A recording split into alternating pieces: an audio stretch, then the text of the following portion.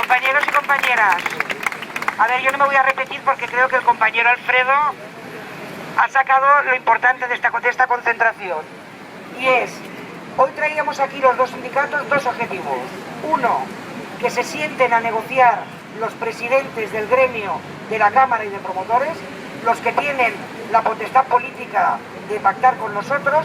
Y dos, que les quede bien claro que nuestro máximo interés es prolongar la ultraactividad como mínimo hasta diciembre, que no tengamos la losa y el chantaje encima para tener la capacidad de negociar.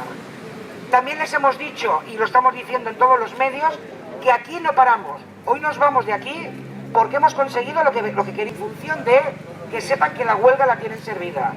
No sé si será el 3, si será el 4, si será el 5, porque dependemos de nuestras organizaciones, porque hay más sectores que están como nosotros. Y valoraremos, por ejemplo, transportes, y valoraremos si nos interesa ir juntos o tocar los huevos día por día. Pero lo que está claro es, ahora tenemos todos y todas un trabajo. Ir a nuestros centros de trabajo, a nuestras obras, a explicar lo que nos jugamos, a que podemos perder 3.000 o 4.000 euros de media y todos los derechos que habíamos conseguido en 30 años.